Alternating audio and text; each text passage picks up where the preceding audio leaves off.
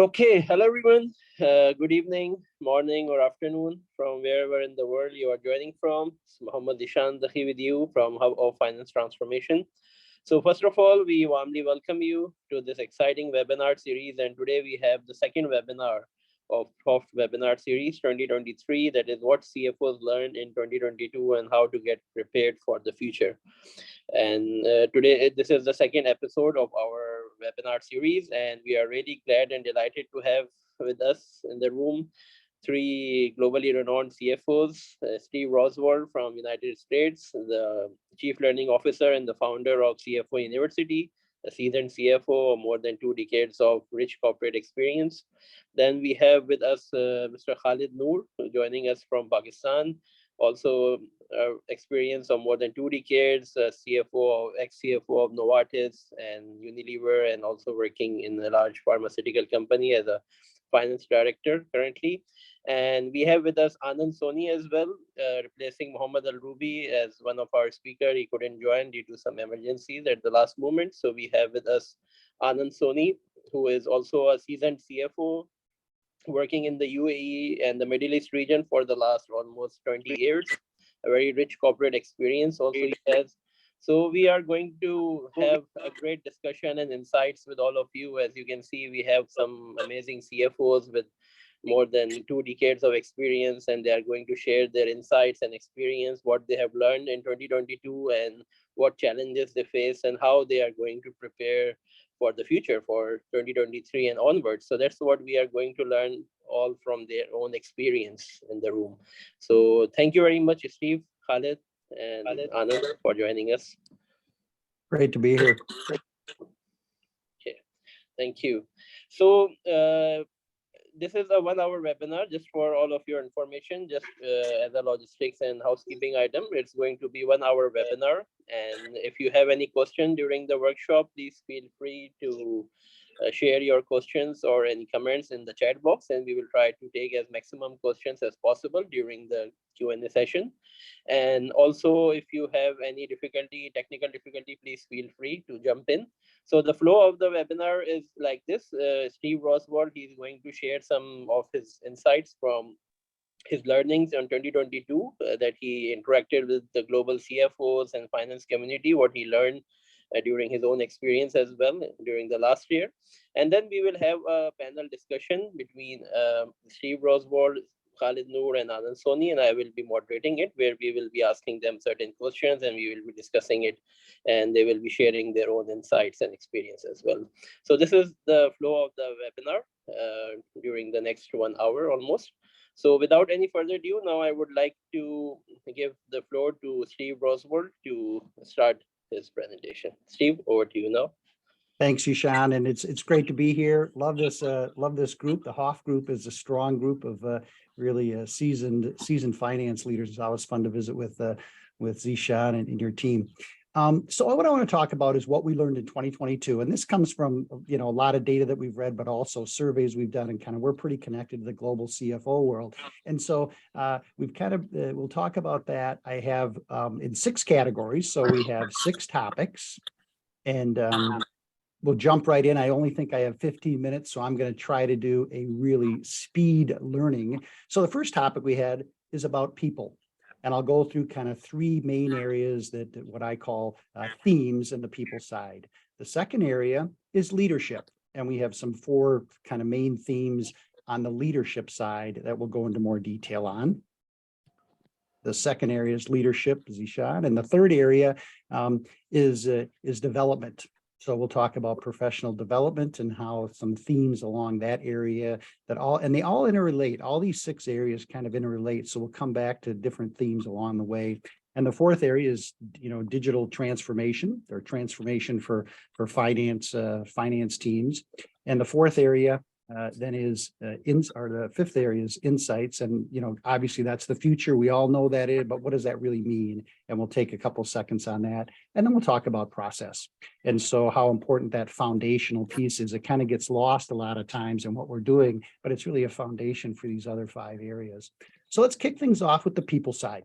So we think about, on the people, the role of finance is changing. and finance leaders are moving much more out of the numbers. And I shouldn't say much more, they're moving much more into the people side, and the numbers, we still have to stay very involved in that, but really been a big focus. And we've seen that with the quit rates going up to the highest they've been in 50 years, engaging our people, understanding what causes them to tick and how we help them get better is really important. So people has been a super important area, and a change in the focus, I think a big change in the human capital side.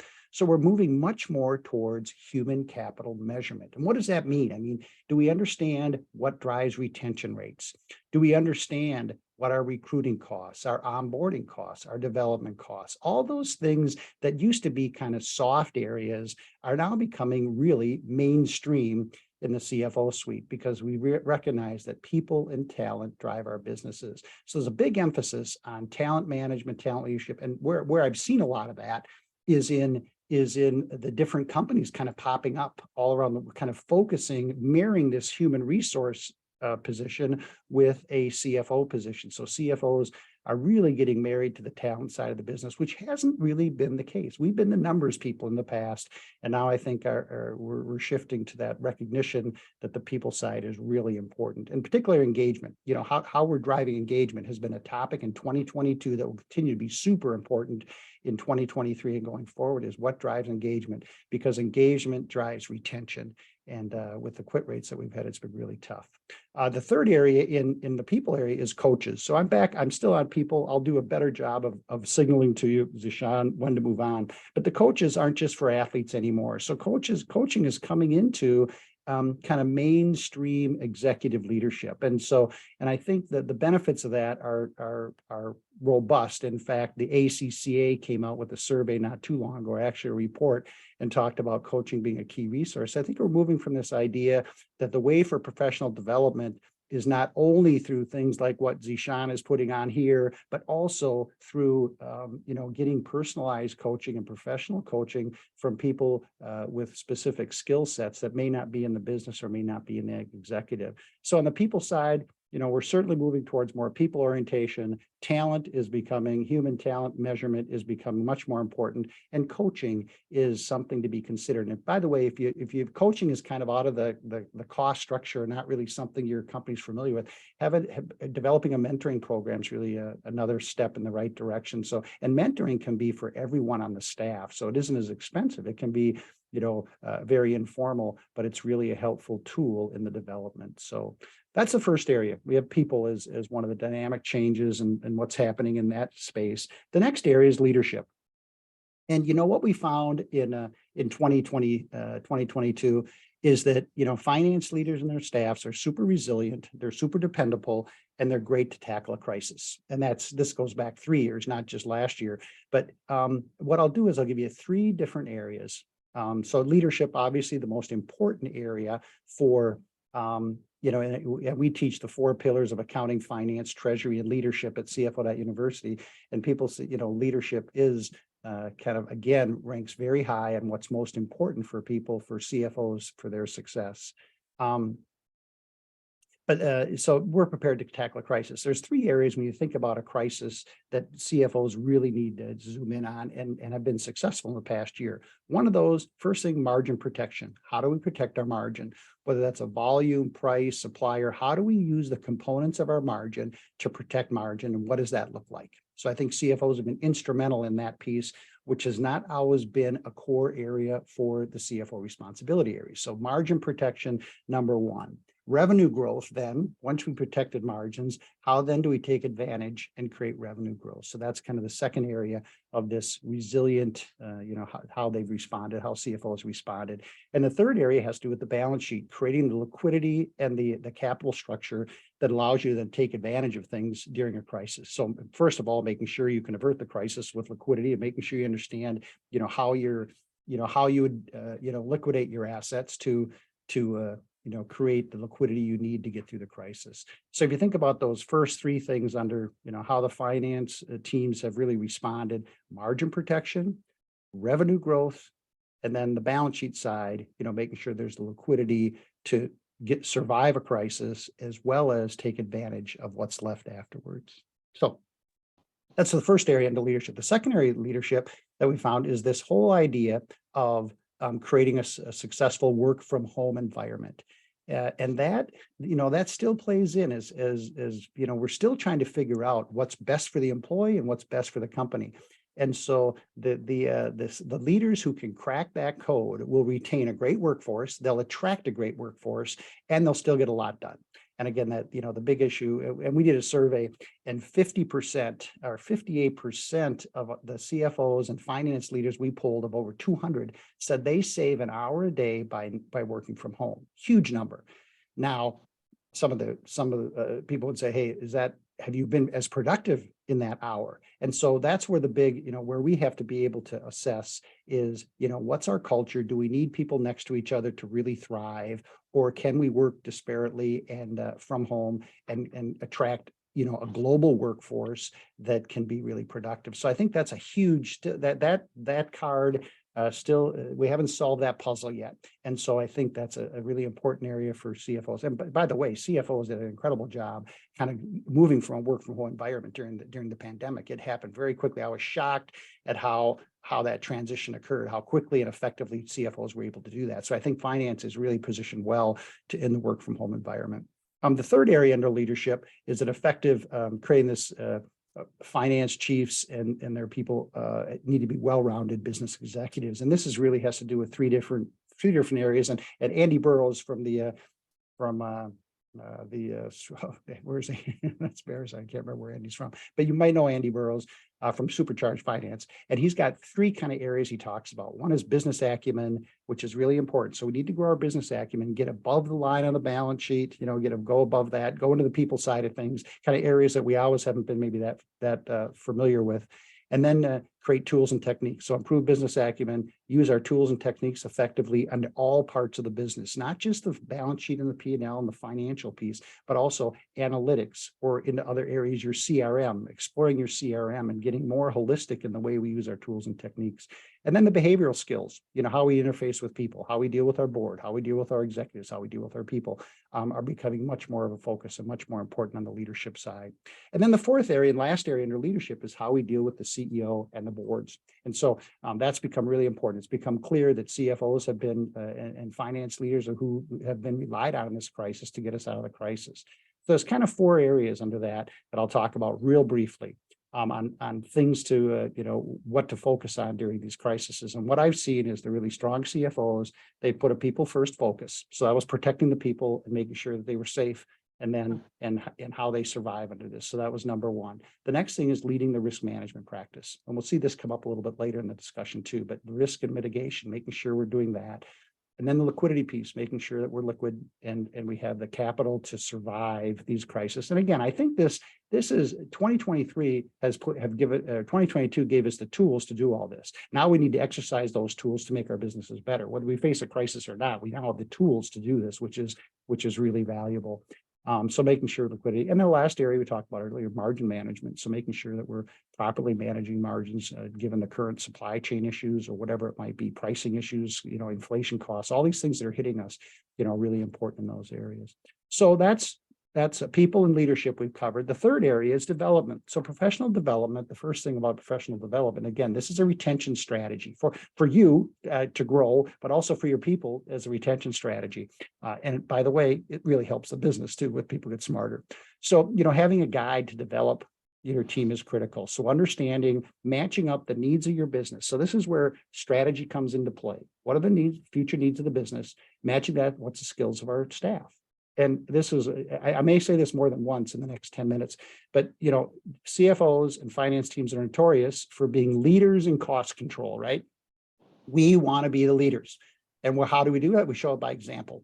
So we starve our staffs of technology, of team members, of processes, and we do ourselves a disservice. So the one thing, if you take one thing away from this, my message here, act like you're super important, because you are, and get a budget that shows you're super important. That means make sure you're staffed, make sure you have technology, and make sure your processes. I'll tell you, one of my biggest mistakes in my career early on was I wanted to be I wanted to be the leader in cost savings. I wanted to do all that, and that's a big mistake. And so, show that you're important, and that means getting a budget. And you can't turn if you've been that person in the past, You have to kind of work into it, but fight for your budget, fight for your technology, fight for your people, get more. Because if you starve yourself of those things, you're going to be the one that everyone's looking at as you're not adding much value. And so I think we get out of the mindset of cost control, not in a general sense, but don't take it out on your people and your technology to starve your business for that. That's a key part of professional development, is having a plan and making sure you have a budget for it. The next area, developing talent. We realize it's a key retention strategy. And so, making sure that we have that plan in place, both for you personally, for your team professionally, that fits in with the goals of the business. And so, super important. And then, understanding how those investments, an example might be, you might want to offer a tuition reimbursement program. Well, if you do, understand what comes with that, what levels, what classes, how much you're going to spend, but that's another way to supplement professional development. How does that look? You may want to create an internal program in your business just focused on developing your executive team in finance. But, be thoughtful and attentive on the approach. And again, professional development, we took a survey on it. And the biggest issue with professional development, everyone wants to do it. Everyone thinks it's important, and nobody makes the time for it. So it becomes, the urgent replaces the important. So we're putting things in front of it. So if it's really important to you, make sure that professional development becomes part of your DNA and doesn't become a second string effort for you. So the fourth area, so let's just go on to the transformation. So digital transformation.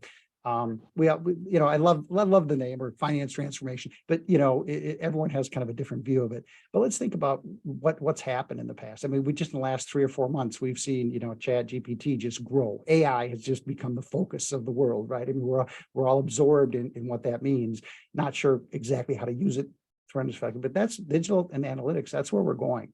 And so, to overcome the challenges in this area, and we did a survey on this as well. Where do people feel they stand? And 50% of finance chiefs are just getting started. They're just getting started.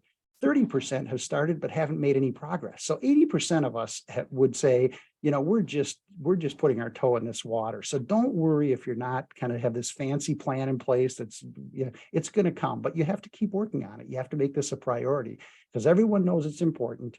And 80% of the finance chiefs are struggling to get value out of it. 15% are saying, yes, we realize some benefits, and 5% are exceeding the benefits that they thought originally. So we're really getting slow out of the gate. We haven't been very effective at it. And so that's important. So the second area in transformation that I'll mention is that the CFO is expanding our view. And that view relates to 2 areas. One is really above the line, pricing issues, getting above the margin line, really spending time on that, and understanding, getting involved actually in pricing of products, getting their team involved in that. And we have so many skills to add in that area that we can have a big impact on volume, price, and all those things that we can bring a more algorithmic philosophy to how we price products. And so that's really good. And the other place is human capital, an area that we kind of steered away from, but we're really looking into. And the last area on the transformation is, the whole influence side. So this whole concept of, where we're expanding, where we're going to put our energy. It's not just finances anymore. It's not just a balance sheet and a P&L and going after some capital from a bank. It's much more innovative than that, and includes a whole stronger part of the business. And the digital side becomes super important. So to really be effective, we have to create really strong people who need the tools, and we need to free up the staff. So everyone knows that that's part of, where's our manual labor being invested in? How do we, turn that into intellectual labor through digital transformation? So that's the fourth area. Transformation is going to be with us for a long time, and it's an exciting area for us. The last area, or the fifth area, is this insights. So insights are the future. And so how I look at that is, insights, into an uncertain future are far more valuable than reporting on a certain past. So this has to do with the transformation of historical reporting to creating insights in the future and creating, data that we can make decisions off of, data-driven decision-making. And so a fun area that has to do with innovation, creativity, curiosity, and also technology.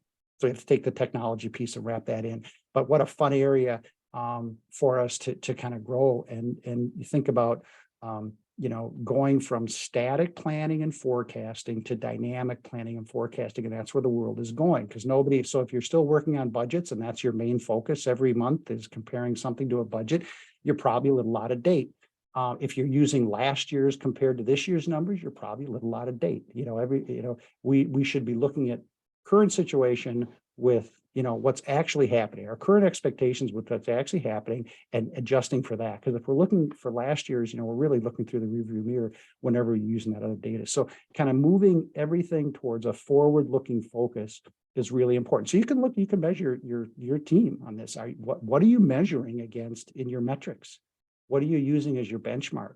Is it a budget that was done 6 months ago? Is it a forecast that was done last week? Is it last year's numbers? Because that's the best you have. So think about how you're, and put yourself in the right mindset on how to make the insights for the future. And the last area I'll just mention to go quickly through is the process area. So number 6 on this kind of list of themes is process. And this is the foundation of everything. And nobody likes, it seems simple. It is simple. It's hard work, but it's a simple stuff.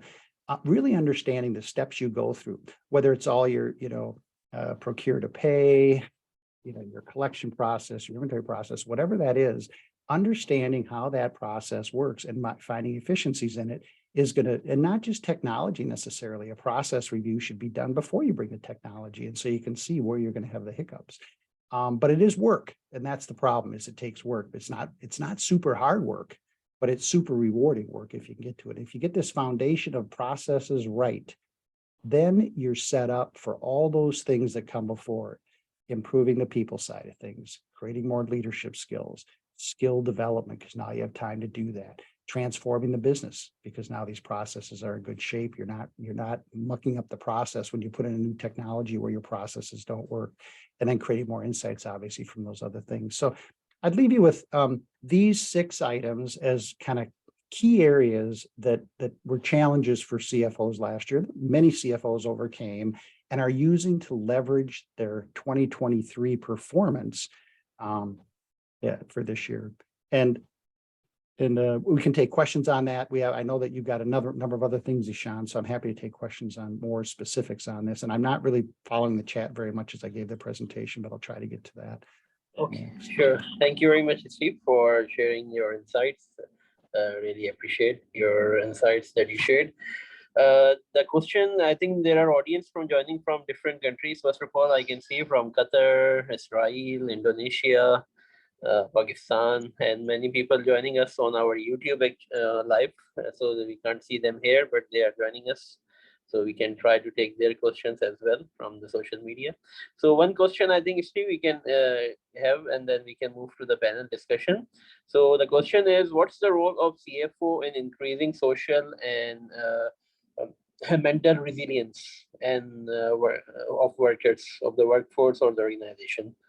Yeah, I think that's an important part to understand, have empathy and understand what that is. The social and mental resilience. I mean, I look at that as what's the social responsibility of our company, and how do people bounce back from adversity in their jobs or their personal lives or whatever it would be. So the empathetic part of here is knowing your workforce well enough that you can address these concerns with them. And if you get misaligned, if you have a workforce that is misaligned with your mission, whether that's your social mission or the mental side of things, how you're going to deal with the empathetic part of that role, you've got a problem. So identifying how your workforce views those is really important, and that's a part of the CFO. That's part of the engagement piece, measuring what's important to employees and being able to retain, being able to have you and the company address those issues if you want to retain those employees. So I think the CFO plays a big role in that, in kind of understanding, and it's important for retention and development.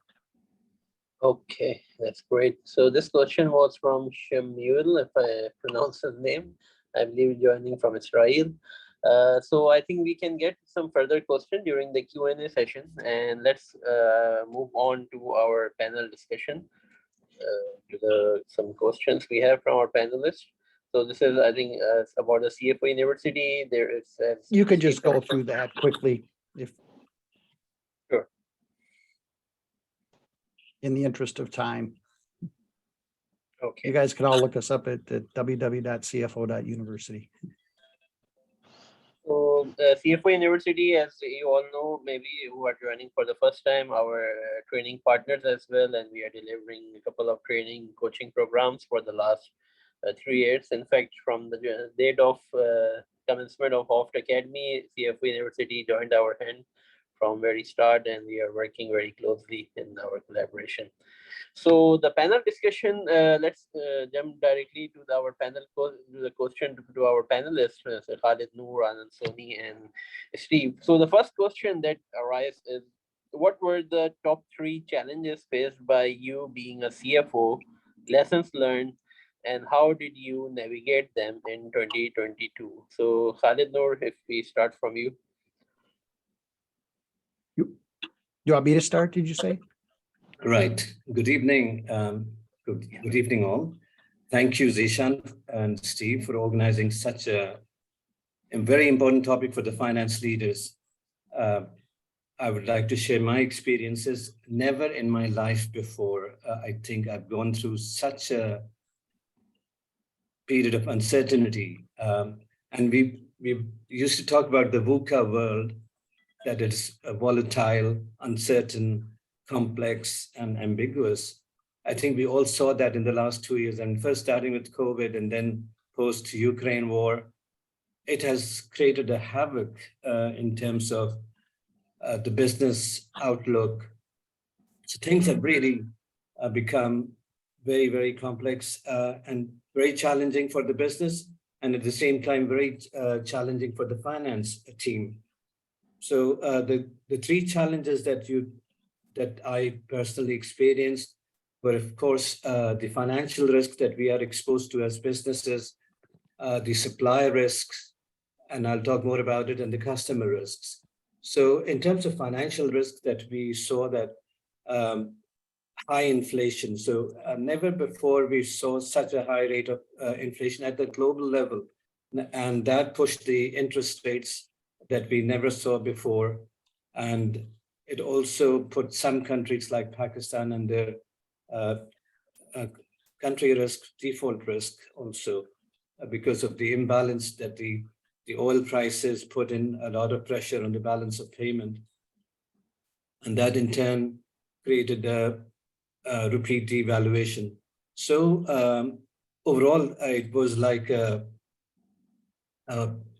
whirlwind. It's like a vicious circle of inflation that is going on in the country. The food prices have gone crazy. So the next risk, so after the financial risk, the supply risk was very critical for the business continuity. I'm working in the pharma sector, and the pharma sector is actually quite dependent on importing the active pharma ingredients from abroad, from China, from India, from Eastern European countries. So the industry is actually dependent. Now, when you have such a high devaluation, the prices, the input cost goes up. And also there was an issue about the dollar availability. The LC opening had become a challenge. And now that was putting in a lot of pressure to a lot of companies, and they were all scrambling to open LCs, which created a lot of delays in opening LCs, and therefore delays in fulfilling the supply, creating gaps in the market. And this I have never experienced before, that we would be under such a situation that we'll have to really struggle for opening LCs. The other risk that whenever there's such a high inflation, you always have a customer risk. There is a customer default risk. Some of our distributors were finding it difficult to pay, so they were slowing down their payments. The demand also, the patient flow sometimes also goes down, and we were experiencing some excess inventories. So overall, it was a continuity business continuity issues were cropping up because of lack of availability of key raw materials. Also, the working capital needs because of the high inflation is extremely high. So so the working capital suddenly shot up by 50%. With high interest rates and high working capital requirement, it was very, very difficult to manage to balance the costs. So so the lessons learned from these very, very abnormal external challenges was that this is looks like that this is the new norm, that we will be living in a world of extreme uncertainty.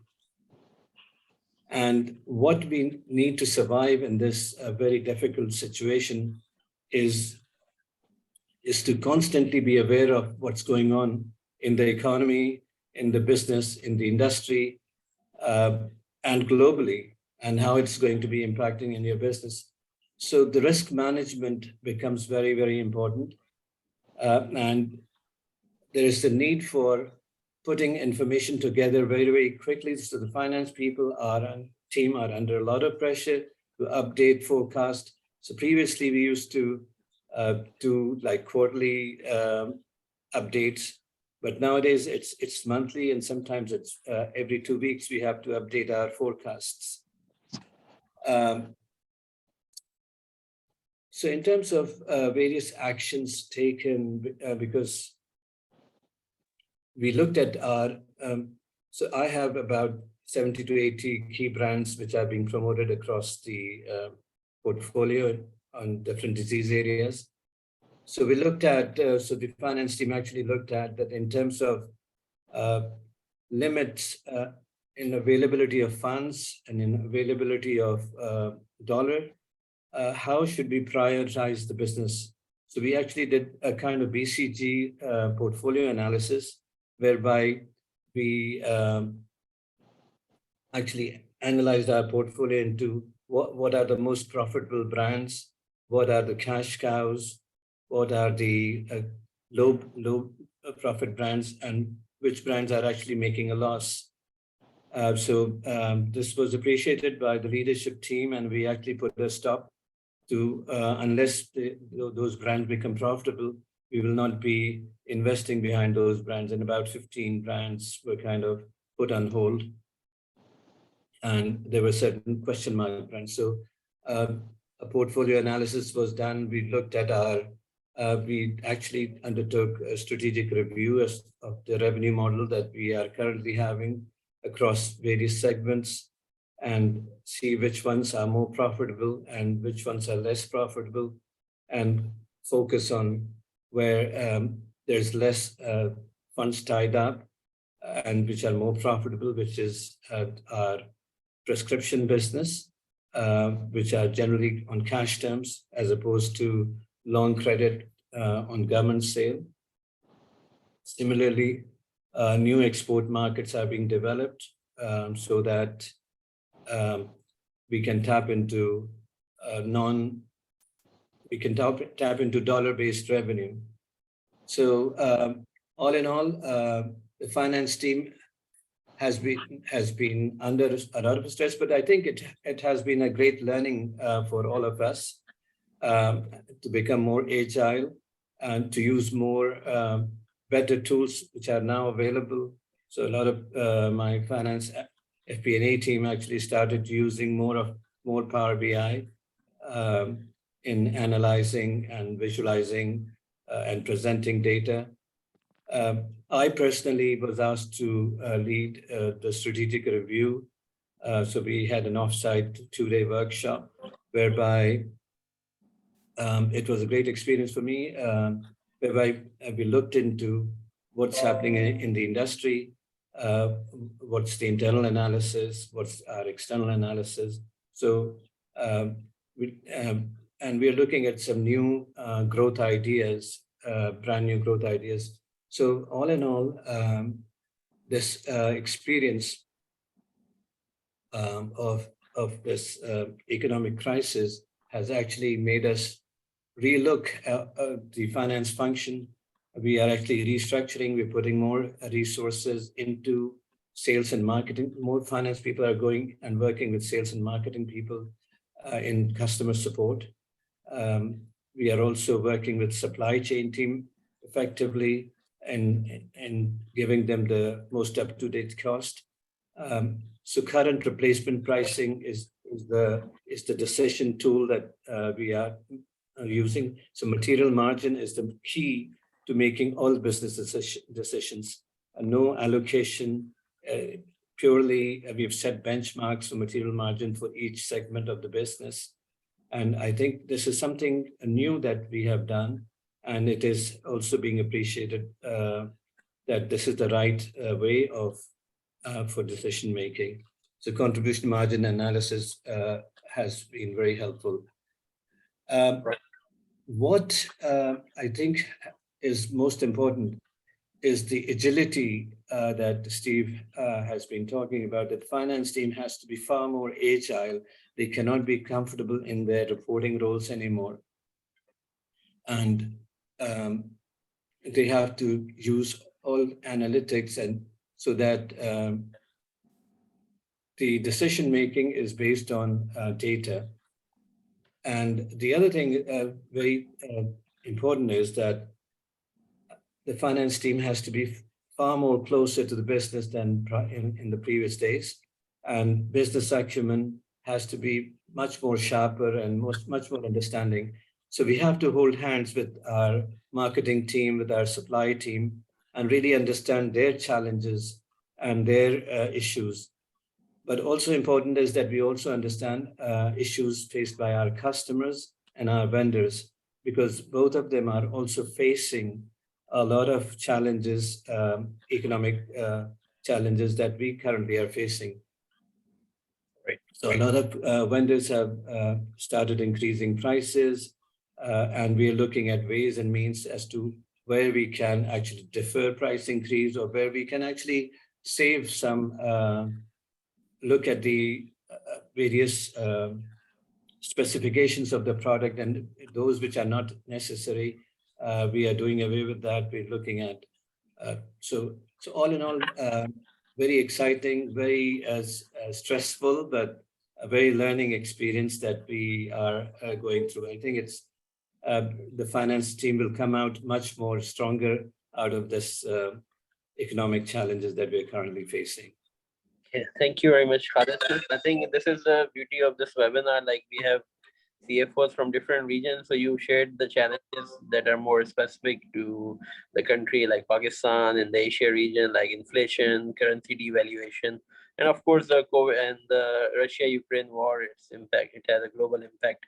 So that's how now we can get some insights from Anand Soni also on to see his perspective on this part of the world in the Middle East region.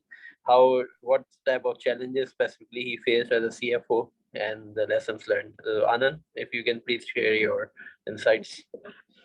Yeah, thank you, Nishan. Good to see you, Steve, again.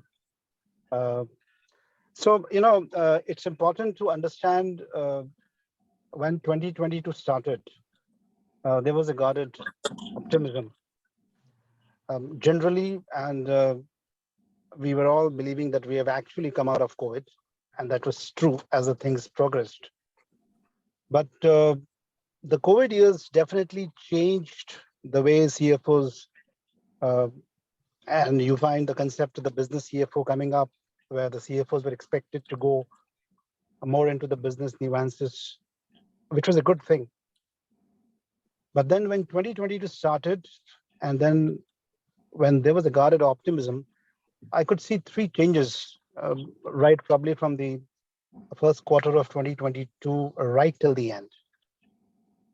And those three changes, first I felt because there was an overall optimism, because the businesses, it's like this, you were in a cage, you were in a prison, and suddenly, you are made free.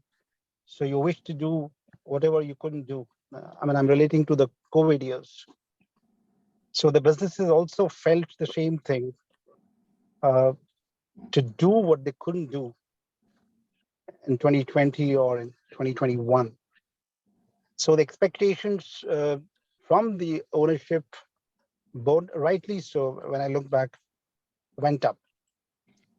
And in terms of growth expansion, in terms of moving to different locations, whether to Saudi or to other locations this side, the idea was to grow, to recoup what was lost, so to say, in the last 2 years, which was a good thought, undoubtedly, but that created a lot of pressure on the finance team and the CFOs because, it's like this, as I said, you have a patient who is into ICU, you made him come out of the ICU, and the patient expects that he would run, right? This is a good thought, but not a practical one. So one of the challenges I find the CFOs and the finance team have faced in 2022 is definite expectations management from the ownership and what the CFO believes. And I'm not saying who's right, who's wrong, but this is what came out for the reasons which we discussed. But I've also seen that when the CFOs have taken the task to explain to the ownership that yes, there is an optimism, there is a guarded optimism, but we need to take steps, conscious steps, with a calculated step.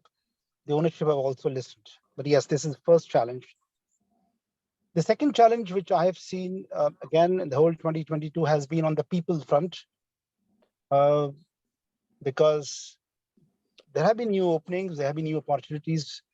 So people, especially at the junior level, mid-level, junior to mid-level, I won't use the word exodus because that is too aggressive. But yes, people at that level have moved.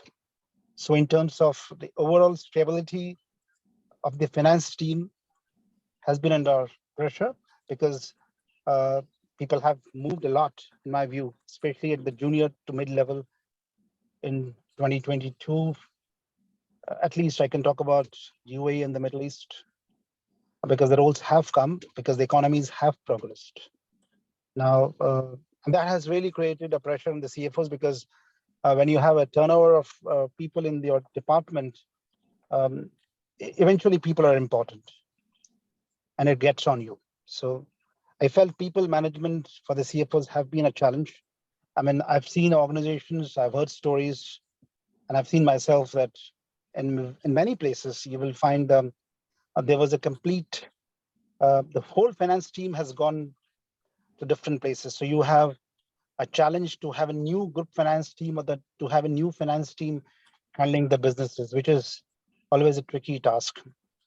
Also, I've seen that because of the COVID and people working hybrid, to an extent, many of the activities like audits, which should have been completed in times, there have been a backlog in 2021 and 2020, which have spilled over in 2022, and that has also created problems. So you have two-way problems, which I could see in 2022. One, spillovers of work in 2022, and the turnover of the people in the finance team have. So this has been a double whammy for the CFO to handle the backlogs of the work with the new team. That's a risk, but again, you'll have to tackle it because this has been a very strange year. We just came out of the pandemic, so these are post-pandemic outcomes, if I have to say. The third factor, which I felt, many of the organizations either have gone fully face-to-face in terms of work, or they still are half, 50% virtual, 50% from home, 50% from office, or many of them still are from home, which means the consistency is not there. And that to some extent, I believe, has impacted the productivity at some places. Because when you have so many versions going on, it does impact, because even the people are not clear whether it is hybrid is the best way, or Is it home is the best way, or is it back to office? Which probably was not the case in 2021 or 2020, when most of the organizations were more from home. So that confusion I did find in the year 2022.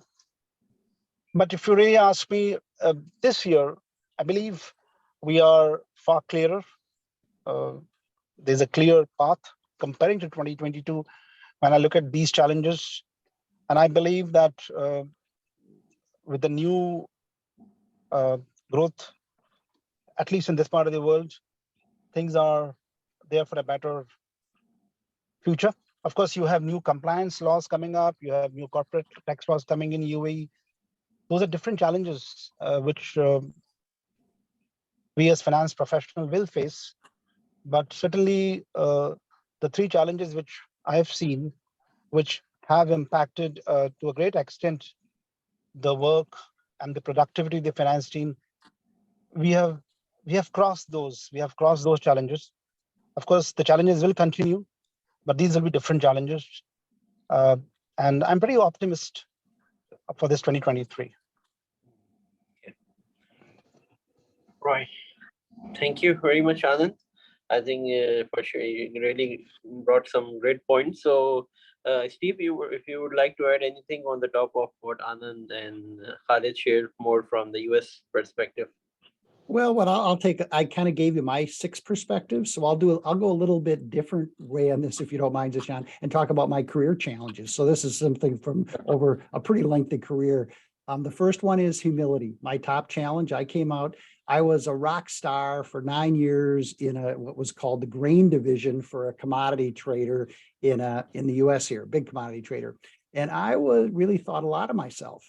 And I got moved over. So this is grain. We're in the country, we're in rural America, and all of a sudden I get thrown into a finance leader role in our finance division, which was a Wall Street division. So I went from rural America, thrown into Wall Street, and my britches were pretty big, and I learned humility very quickly. So I think as you're going through your career, making sure you listen to people. We have 2 ears and 1 mouth for a reason, and I got my comeuppance in that 10th year of my career was like it was hitting a wall. And so just be good with people, and always remember you have something to learn. The second area, find joy in people. So find joy. We all have a great story to tell. Learn about your people. They all have a wonderful story, and it's so fun to learn about them. And sometimes in finance, we can worry more about the financial statements than learning about our people. So find joy in their story, because they all have great stories. And the third area is be curious and dig deep. So that curious nature, if an answer doesn't resonate with you completely, dig into it deeper. One of the biggest finds I ever found, money saving items. I was an accounting manager in our Chicago office, and I went out to a grain elevator, a big export elevator we had in Lake Michigan. And I sat and did our clerk's job. They taught me how to do their job. And as I was going through it, it was a very manual job, and I noticed something that was an anomaly. And that anomaly had been put in place 5 years ago. Everybody forgot about it, and it was costing us over $500,000 a year. And the only reason it was found is because I went out there and did the work and was curious. So have a curiosity that's insatiable. And so 3 things: have humility, have joy in your people, and then have a curiosity that's insatiable. Yeah, that's really a great, I think, tip. And learning, really, curiosity, humility, really, these are, I think, on the top of the skill for the finance professionals. So due to shortage of time, now we will just quickly cover the second question, that is a very important part on what steps are you taking to improve your business growth, profitability, and cash flow in 2023. And you can include even what are your top 3 priorities. So if we start with you, Anand, if you can share some insights on this. I think with the optimism in 2023 and the challenges, what I mentioned about 2022, for me, those are behind us. So first is, it's a little abstract, but I think we are dealing with people. So I think people management and optimism, that for me is the key, considering what has happened in the last 3 years. So that's the first point. A good, motivated team, I'm sure, eventually gets you better profits, better profitability. So that's the first. very important for me for this year, especially in this part of the world when you have new compliance, new regulations coming up. So a good team is the key point, and that's where our skill as the CFOs come into play. On the business front, I believe we need to look at, I think I got to go back to the basics, that as the business CFO, get involved into the business side. The past is behind us. Whether you have, obviously look at a business model where your financial health is. You cannot paint every business with the same brush. And whatever suits your business in terms of whatever, I won't say you evaluate on a daily basis, not practically possible, but have a pulse of it. And whether you need changes on the pricing front, cost front, work out different collection strategies, and then see what best works for you. Open with an open mind, because the challenge which I said earlier is because we all have gone through that phases. So it's like this: you have been into an ICU patient, you are now fit, but the memories that you were in ICU keeps on bothering you. So the challenge is to keep those negativity out, learn the lessons from that, but then work out your strategy in the current context. So that's the second point, which I'm sure will help in business and the cash flow. And the third is managing the stakeholders, whether that's your board, your ownership, or your external stakeholders, because I'm sure even they have also. We all, like us, all of us learned the lessons, so even they have. But the key point is to be a good listener and keep driving what you believe is going to be good for the business. So significantly, I don't see much changes in terms of the strategy, something which worked, but it has to be a combination of what was working well pre-COVID times, what have been the learnings during the COVID times, and what have been the learnings in 2022. So we'll have to sum up our learnings of all these phases and then work with strong optimism backed by a strong team. That is what is going to be my medicine to have a better cash flow, better profitability, and a consolidated financial health. Right. Thank you very much, Anand. Khalid, if you can get quickly your 3 top priorities for 2023. Right. I think the most important is that we actually look at opportunities available to the business and actually capitalize on them. So what the business is currently doing is actually doing an external scan, both local market and international market. So we are doing strategic, so the full focus, the priority is that finance people must sharpen their business skills and especially the strategy skills. Strategy has become far more important for finance people than in the past. I mean, in previous days, the strategy was the chief executive and the marketing team would actually lead the process. But today, the finance people they are expected that they would lead the strategic planning process. And therefore, it is very important that we continue to invest in the organization, invest in new product pipeline, invest in R&D, and allow marketing people to invest in building customer relationship. And also, very importantly, as Steve and Anand has raised, building the capability in the organization. Across the organization, you have to have the right skill set for the future. So, so you need to do, as I said, that you need to do your BCG metrics, your portfolio analysis about the brands. Cash is king. We have often said that, but during this period of uncertainty, you have to do active cash planning. It has to be linked with your rolling forecast, your outlook. We have also introduced working capital scorecards and also looking at customer and vendor payment terms so that your cash stream are more certain. In terms of priorities going forward is, of course, number one is people strategy and capability building. More importantly is the agility for across that we are able to take actions in different situations. So the risk management comes into play, business continuity comes into play. But I would say for finance people, margin protection, again, revenue growth and liquidity still plays the most important role. And I would like to end with a quote that in my Unilever days, when I was a finance business partner, there was a frame hanged in the wall, and it says you can get away with murder as long as your margins are right.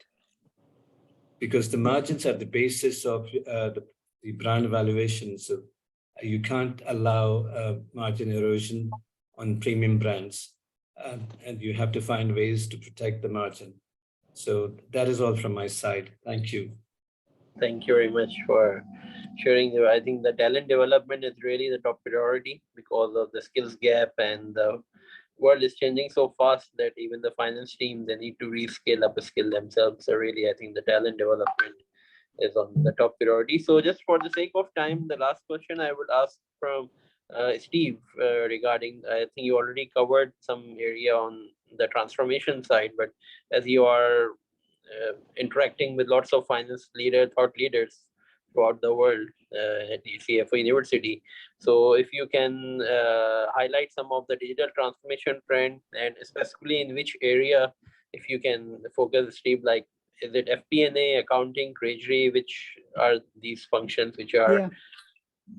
Yeah, I can do that, Zishan. I think for generally, I won't speak about CFO.University. We're big into a data analytics project within the customers, but in general, on treasury, it's all the fintech stuff. So treasury is a lot of improving movement of cash. Is a lot of CFOs are working on the fintech stuff because it's really a lot of plug and play. So it's more a matter of what technology they choose. That's important. Accounting, the ERPs are still there, but that's, accounting is pretty stable. FP&A is where all this growth is taking place. That's where all the data analytics is being done. It's collecting systems. It's understanding how to take kind of unstructured data and structure it. It's looking at the top line revenues. We've done a good job analyzing the balance sheets and the P&Ls in general, just kind of from a finance analysis standpoint. It's other things where data analytics is moving into, whether that's, growing your customer funnel and understanding better the analytics on how you touch people and how they succeed as the kind of the SaaS model is important. But it's the FP&A is definitely the growing area that finance leaders are trying to find a competitive advantage. And that doesn't mean accounting's not important. It's really important because if you don't do that well, you'll never get the credibility in these other areas to look forward, past that. But it's FP&A. That's where the data and analytics are taking place, and the technology is being invested in, and to a lesser extent on the fintech side in treasury. Okay, that's great. I think on the accounting side, I think it's more of a robotic process automation to automate the routine repetitive task. And you rightly, I think, mentioned the FP&A is on the spotlight, and it's becoming more of a business partnering role. And I think where the most of the analytics and the ML and AI being leveraged. Thank you very much, Steve, Khalid, and Anand for sharing your great insights. So just for our participants, we would like to share some of our upcoming programs. This is our next upcoming program on the Power BI on advanced financial management on starting from 3rd of March, and it's all virtual. And then we have our flagship program where Steve Roswell, Khalid, and Anand, they are also one of the instructors in the program.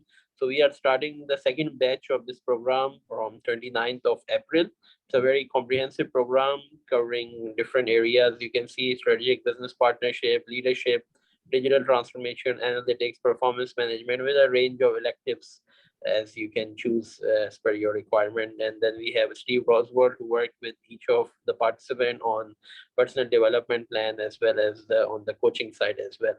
So this is quite amazing program. You can see the feedback from the participants of first batch on our website. On this program page, it's really changed their mindset, and they have already embarked on their transformation journey towards the next generation CFO leadership. So the second batch is on now, and the registrations are open. We have a early bird discount as well until 28th of February.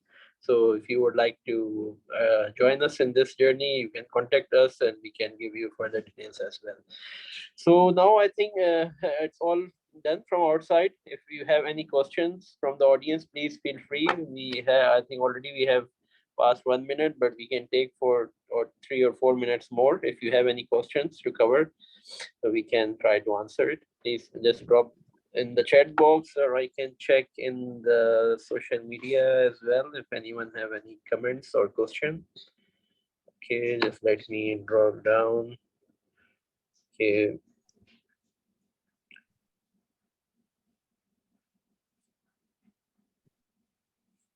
Okay, one question I think if that's very important, maybe Steve, it's I think addressed more to you. I can see on the social media.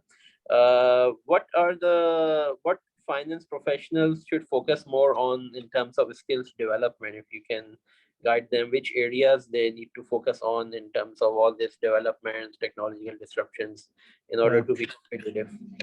We believe in kind of a wide approach that a finance leader should understand accounting, finance, treasury, and have good leadership skills. And so we actually offer an assessment that allows people to kind of check how they're doing, and we benchmark that against we've had about 10,000 people take the test, and so the assessment, so they can benchmark themselves. And then we recommend where if they're super weak, and this is if they're going after a CFO role, that they kind of shore up some of those weaker parts, the improvement areas, and then really leverage their strengths. So it kind of gives them an idea where their experience has been and where they can leverage that. So, FP&A, certainly we've talked about that a lot. Accounting is really important to understand. If you don't know a balance sheet, and a P&L and a cash flow statement, it's really hard to be a CFO. So don't forget about the fundamentals. And then capital raising is more and more becoming really important. So understanding that treasury function is great. And leadership, if you just hone in on those leadership skills, that's there's a lot of flaws you can overcome by having great leadership skills. So it's a wide array of things, but understanding where what your strengths are today and what you need, it starts with knowing what you need to work on, and that's doing some self-assessment. Exactly. Yeah, I think that's really, I think there is no one size fits for, because everyone has a different challenge, different skill set, different background. So I think the best way is to take the CFO readiness assessment, as you can see, or you can just visit the CFO University. I think this is the best way to assess yourself, where you are, what are your gaps in terms of all the four main domains, as Steve mentioned: accounting, treasury, finance, and the leadership. So that is really will give you a very fair idea which areas you need to focus on and which you need to develop. So this is really, I think, one of the great tool I really found myself as well, and our CFO program participant is the CFO readiness assessment. As you can see on the screen, there is, I think, a free tool that you can just go and take your assessment and give you the results, right? Okay, that's great. Yep. Okay, that's fine. I think if you have any further questions, please feel free to reach out to us, and we shall be glad to assist you further. Thank you very much, Steve, Anand, and Khalid Noor, for sharing your insights and for your time as well. Thank you, everyone. Thank you, Zishan. Thank you. Thank you, all the participants, and we wish you all the best for this rest of the year. Thank you. Thank you. Bye-bye.